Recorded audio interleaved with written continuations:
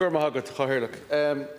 previous speakers, I welcome the opportunity to participate in debate, and I also echo the sentiment made very well by my predecessor here to compliment the Minister on noting the opportunity that has been afforded the country to attract new talent and new research opportunity to the third level sector through the Global Talent Initiative.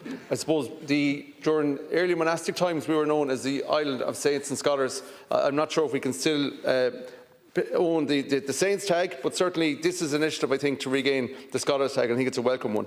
And I also welcome the Minister's commitment as well, which he made, and I think he spoke about earlier in the debate, about a new initiative in terms of to replicate the original programme for research in third level institutions. I think that would be very welcome. I think all of that shows and highlights this government's commitment to using research as a fundamental bedrock for future economic development.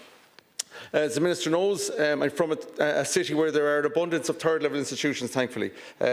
University of Galway, in its current name, previously known as UCG, NUI Galway, ATU, and also we've seen a growing number of institutions in Galway advertise and promote the opportunity for students to take part in post-leaving cert courses. And I know that the Minister will visit Galway this week, and he'll visit University of Galway. I think one of the roles he will do there is to lay the foundation sod at the new library, which is a very welcome development. But there are some other exciting opportunities ongoing in the university, including the new graduate programme in medicine, which is a really exciting initiative. And I might use the opportunity to stress a point that I've made to the Minister previously, that I feel that there is a greater demand for primary school teachers in the system at the moment. The INTO maintain that there might be a shortfall in the region of 2,000 primary school teachers. We're going to see continued expansion in the whole area of special education and special classes, and I believe that the University of Galway is well placed to offer the opportunity for graduates to undertake a postgraduate qualification in primary school teaching, and ask the Minister to give that some consideration.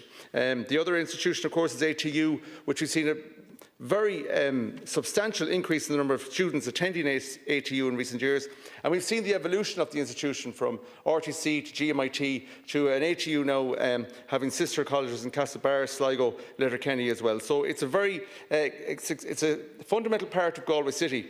And in that terms, I think it certainly could be described as an economic enabler. Many people come to Galway for third level institutions or to study at them, and they go on to live in the city afterwards, and many of the major employment centres in the city their foundation could be traced back to university and the qualifications that the people there gained at the universities in Galway.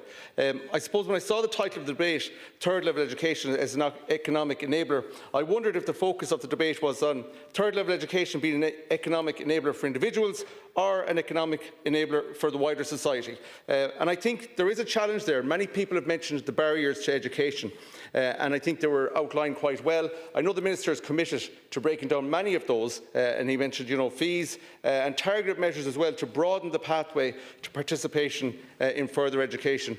I will say, though, a slight concern of mine is I don't always see the barriers just presenting themselves at the end of second level.